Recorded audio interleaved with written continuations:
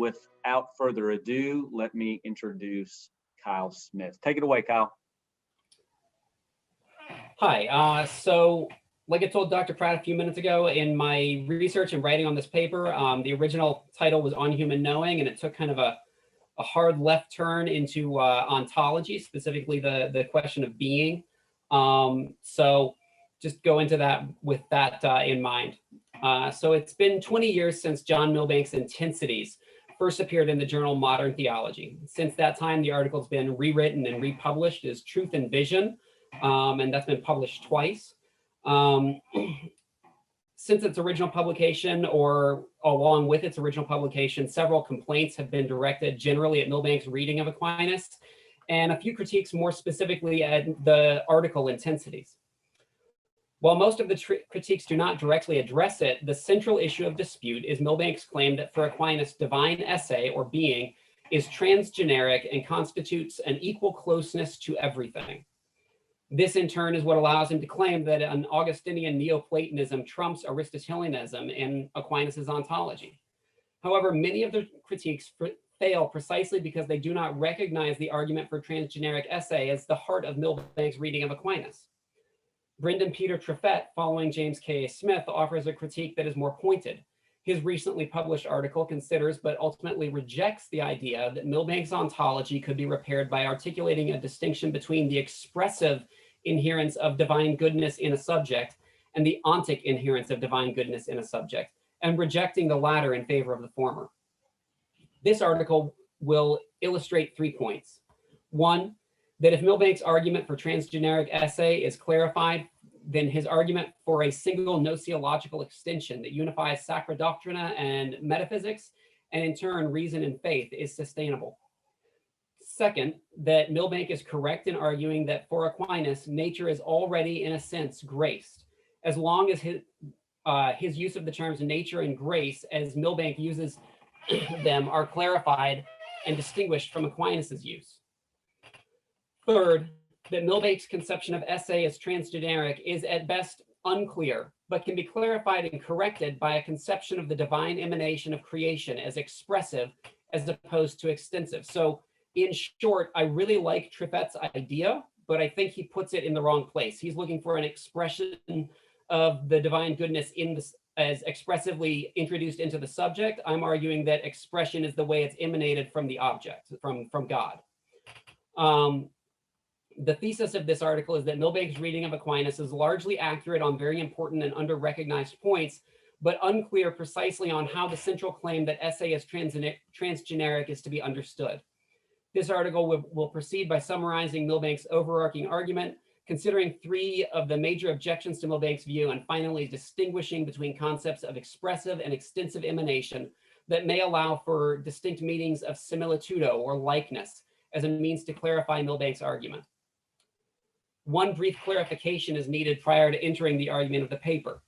An important part of Milbank's argument is the rejection of the putative autonomy of philosophy, reason, and immanent existence over against the view of each of these as in some essential sense continually dependent upon a transcendent source.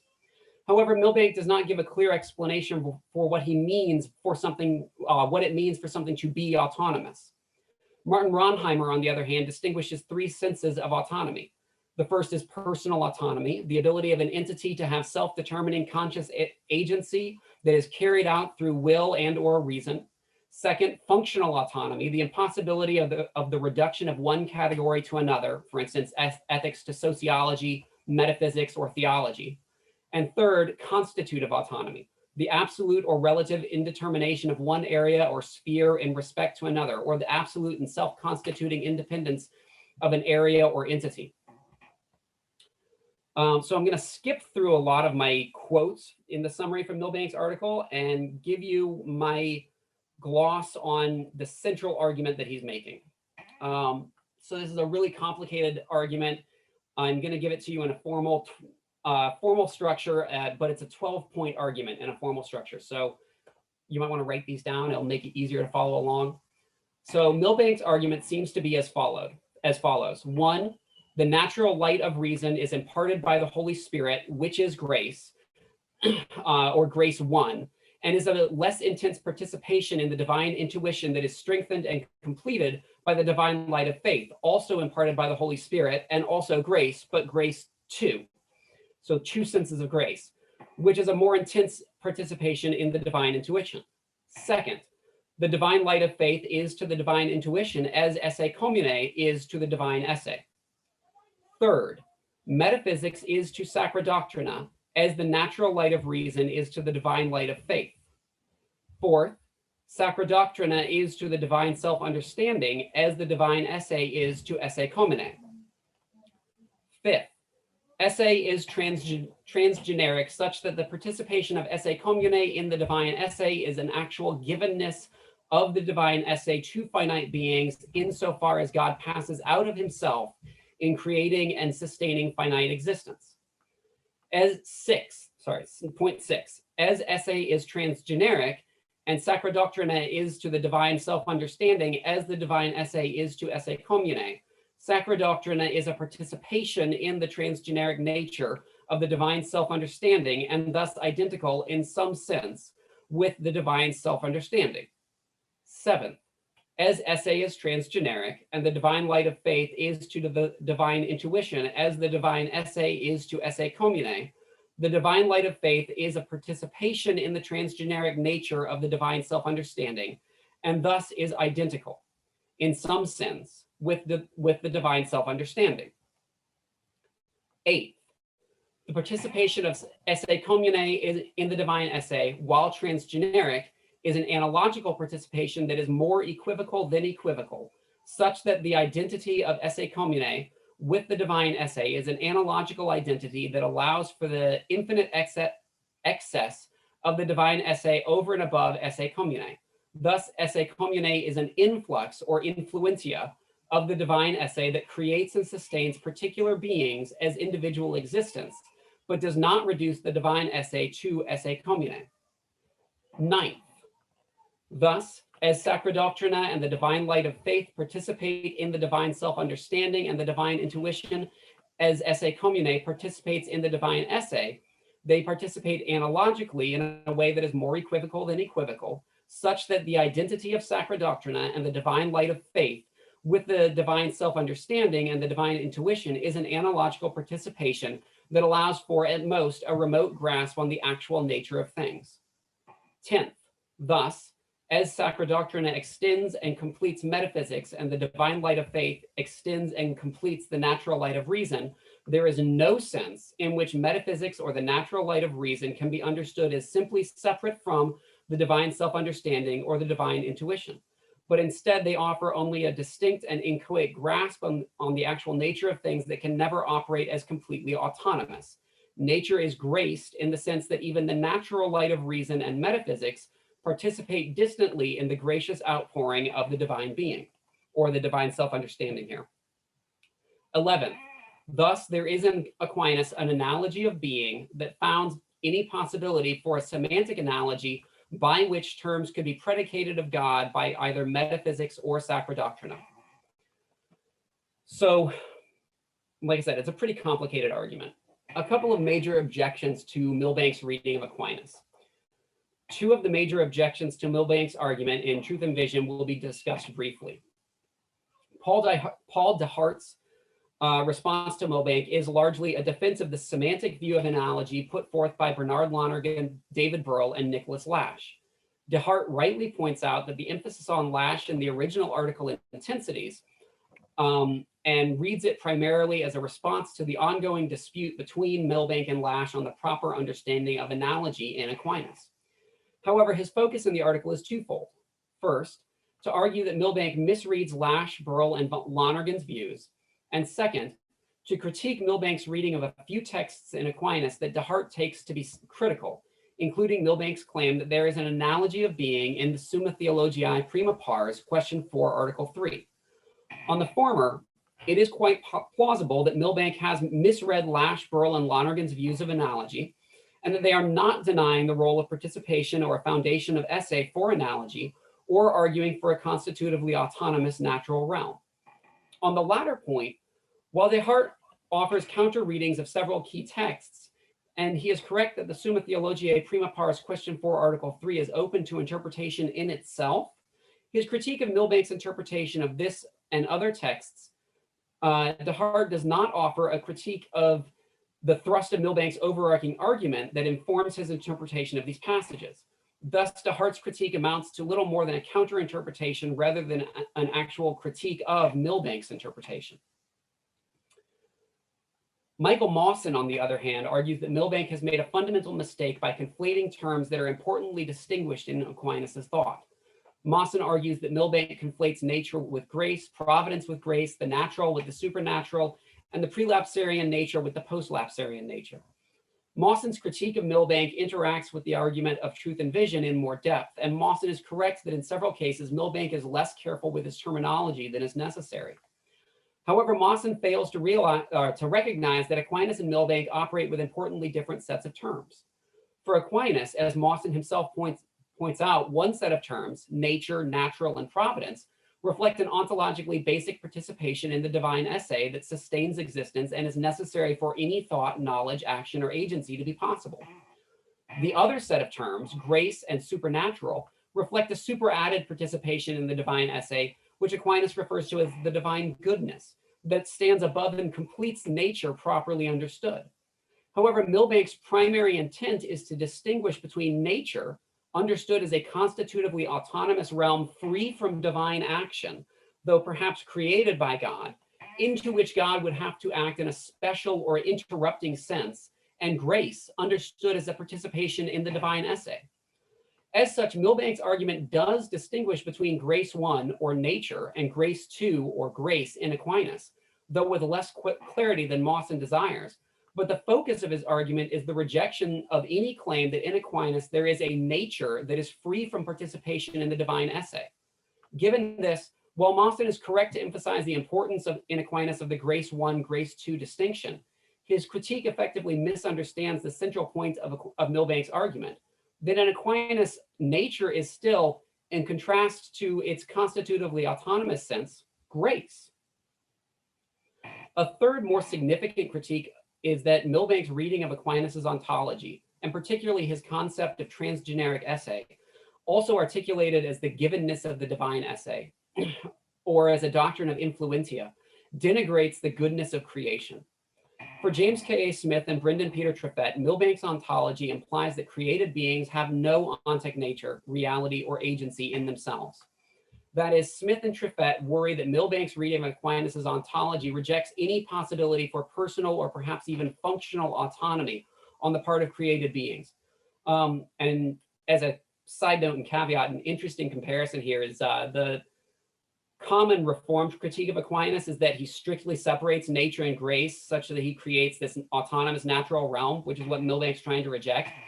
The common Eastern Orthodox reading of Aquinas is that he conflates nature and grace such that he essentially absorbs nature into grace and there is no distinction between man and God or creation and creator, which is exactly what Smith and Treffett are worried Milbank is doing. There are clear examples in Milbank's article and in other works that seem to support Smith and Treffett's concern. For instance, it is clear that Milbank reads Aquinas as understanding the intelligible as most fundamentally actual. He claims that finite being is not on its own account subsistently anything, but is only granted to be in various ways. And again, nothing therefore for Aquinas in the finite realm properly is of itself, nor is subsistent of itself, nor is essentially formed of itself. He also, particularly to a worry in Smith that Milbank's ontology denigrates the body, claims that once freed from our bodily carapace, the contrast between object seen and medium seen by disappears. We only see what we see by the uncreated light, though we receive it still only in part and only as created. In other interactions with Aquinas, Milbank claims that for Aquinas, all actual influence is supplied by form. Matter provides only a mysterious field of passive potentiality that limits and so particularizes the active potential of form in its abstract essential reach. Material potential itself only exists through the transmission of form. Finally, Milbank suggests that for Aquinas, being is not a mere fact, Rather, being, even when it concerns our own doings and makings, is sheer givenness. That is, that both the being and the essence of created entities are for Aquinas given by an influx of the divine being rather than by being properly of the creatures themselves. This raises the question of whether, on Milbank's account, God is the only actual being. If this is Milbank's account, then his reading of Aquinas seems to be both pantheistic and monistic, at least in Spinoza's sense, that there is only one substance, God. Trifet claims that to say that creatures have being by way of participation is simply to say that A, the formal content of the finite being proper to each thing is preeminently included in the original plenitude of divine being, pure esse, and that B, creatures need to be actively sustained by God throughout their existence. However, Trifet's concern is to defend the claim that for Aquinas, creatures are a certain likeness to God, not God himself. Thus, he claims that what proceeds from God to creatures in the act of creation is not some indwelling divine gift, but rather the non-divine innate being of the things. In the end, he suggests Milbank's view is pantheistic, subsuming the created order into God, such that only God really exists. There are three important elements in Smith's and Trifet's critique of Milbank's position. First, Smith and Trifet worry that Milbank's ontology denies any personal autonomy to created entities because it places the essence and existence of those entities outside of the entities themselves. Trifet clarifies that in his reading of Milbank as denying that created entities are the ontic subjects of divine power, the ontic subjects of divine power. On Trifet's reading, Milbank claims that he is following Aquinas in denying that created beings have any ontic force, essence, or existence in themselves, but are rather only ontic expressions of the divine power.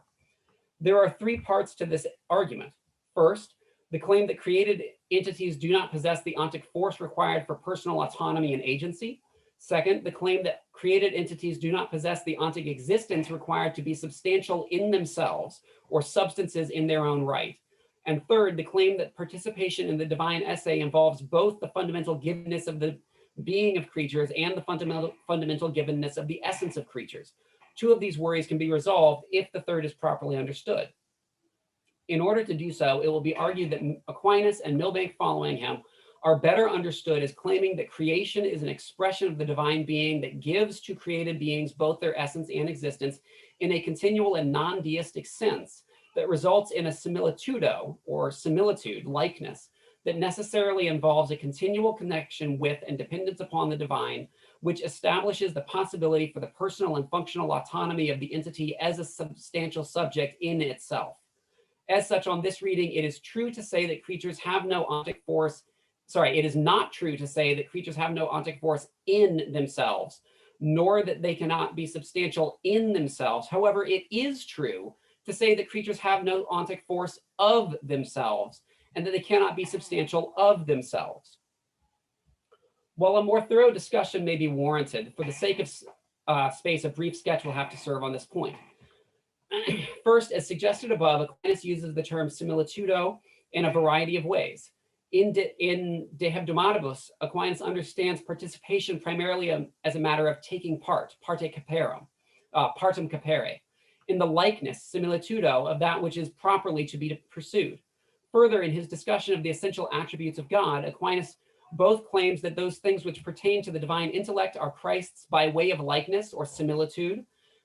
Alternatively, in his discussion of the human knowledge of God, Aquinas suggests that a thing cannot be seen in its essence, but only by its similitude in the seer, that the human intellect participates in the divine intellect by way of similitude, and sees God by the similitude provided by the light of glory, which strengthens the intellect. However, Aquinas then denies that the vision of God is mediated by a similitude, as though one person could have a more perfect similitude of God than another, and claims that the blessed, those dead in Christ, know these things in themselves by directly knowing their similitude or exemplars in the divine mind. Aquinas' claim here seems to be as follows. The created intellect of the blessed participates in the light of glory without the need for the mediation of a created similitude to see the divine essence, which creates a similitude that is direct but still incomplete, that is a direct but still incomplete vision of the divine essence. Further, Aquinas claims that the divine ideas serve as exemplar causes insofar as created things bear the similitude of the divine ideas. That God is the final cause of all things insofar as creatures pursue their own perfection, which is the similitude of the divine goodness. And finally, he connects similitude with the vestigi, or the trace of the divine in things as their forms. Given this, it is clear that similitude is by no means an easy term in Aquinas. However, in the above examples, two distinct uses of the term can be identified. First, there is an extensive use of similitude that describes likenesses that involve a literal extension of the divine being, essence, or nature between the persons of the Trinity. This use seems to be reserved for discussions of God in se, relating exemplar ideas to the divine mind and the divine persons of the Trinity and to one another within the context of Aquinas' understanding of God's simplicity. Alternatively, there is a sense of similitude that is related to the capacity of created intellects to see God and to the relation of the essences of substantial entities to the exemplar ideas that ground their existence. Here, similitude suggests an expression of the divine essay, the divine understanding, and the divine intuition into creation. Further, Aquinas' claim that God emanates creation, along with his claim that the essences of created things are similitudes of the divine exemplar, suggests that God's emanation just is this expressive sense of similitude. Aquinas claims that similitude as a basic term is based on agreement and communication in form. It varies according to the many modes of communication in form. Aquinas distinguishes three different senses of similitude. Similitude one, the first sense, will communicate something like one thing is another in a way that is not merely like, but equal to in their likeness. As two things equally white are said to be alike in whiteness, and this is the most perfect likeness. Thus, X is in subject two, such that subject one and subject two can be considered identical and extensive in the sense of X. Such that, for instance, God the Father and Christ are equal in their power. Similitude two will communicate something like one thing is in subject two as something less white is said to be like another thing more white, and this is imperfect likeness. Thus, X is in subject two insofar as subject two takes part in the X of subject one, such that subject two is an imperfect and incomplete version of subject one in the sense of X. Finally, similitude three will communicate something like X is in subject two as every agent reproduces itself so far as it is an agent, and everything acts according to the manner of its form. The effect must in some way resemble the form of the agent. Thus, X is in subject two insofar as subject two in some way resembles the X that is in subject one. Aquinas then gives two further examples. First, there is a similitude between a maker and a product that corresponds to man producing man. And second, a similitude between a maker and a product that corresponds to the likeness of the sun in things generated by the sun's heat, by which Aquinas means life and the growth of plants and animals. This text is one of the points of dispute between DeHart and Milbank. On DeHart's reading, in the two further examples, Aquinas draws upon a traditional twofold distinction between kinds of agent-effect relationship, in which an agent either reproduces another instance of its own species or it does not, and redefines the second univocal effect as analogical rather than univocal. On Milbank's, univocal there should be equivocal, so redefines the second equivocal effect as analogical rather than equivocal.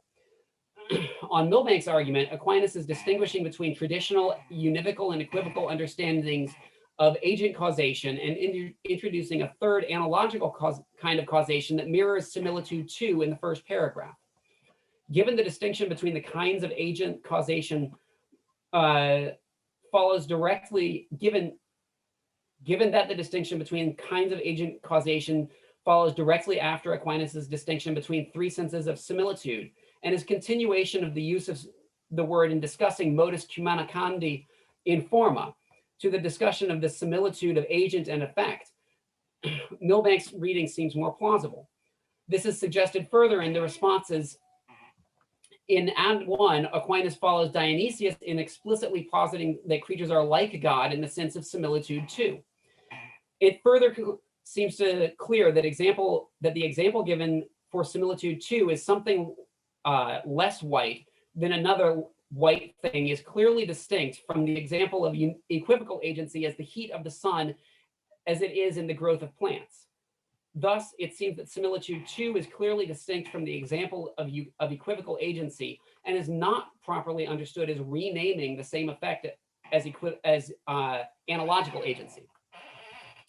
However, in Ad 4 and 5, Aquinas suggests that creatures are somewhat more distant from God, in that creatures are like God, but God cannot be said to be like a creature. Given this, then it seems plausible to understand similitude 2 as an effect being simultaneously like its cause in a way that is greater than the similarity of the heat of the sun in growing things, but that does not give rise to the similarity of a species giving rise to its own kind. One plausible example of this kind of relation is the relation between an artist and his or her art. On this view, similitude 2 might be understood as X is in subject 1 perfectly and completely as the origin and end of proper Xness, while X is in subject 2 imperfectly and incompletely as taking part in the Xness of subject 1 in a sense that is actually the same but reduced and distant. Further, this sense of similitude suggests an expressive sense of emanation through which Aquinas' doctrine of creation can be understood as an expression of the divine self-understanding as opposed to an extension of the divine self-understanding. In this sense, God is the efficient cause of creation, both through his creating and sustaining act, but it is also plausible to suggest that God is the formal and final cause of creation, insofar as the divine exemplars can be understood as the unity of the formal and final causes of creaturely essences. There's a little bit more to the argument, but by and large, my argument is that this is actually essentially what Aquinas, or what Milbank is reading Aquinas to say. However, it does constitute, this view does constitute a creation that is distinct, though not separate from the creator. On this account, all created entities receive both their esse and essence from God, and this receiving is a continual rather than a discrete creative act after which they exist as purely separate entities. On this view, similitude 2 does not suggest an esse or existence that is strictly separate from God, as though created things could exist a se or de se, but one that takes part in the divine being by way of esse commune and the divine essence, by way of exemplar ideas, ad extra as a work of love rather than in se as though it were an extension of God himself. Thus, this reception is ontic in nature and grounds the created entity as an ontic subject that is capable of functional, and at least in the case of humans, personal autonomy, but does not constitute does not require a constitutive autonomy on the part of creatures.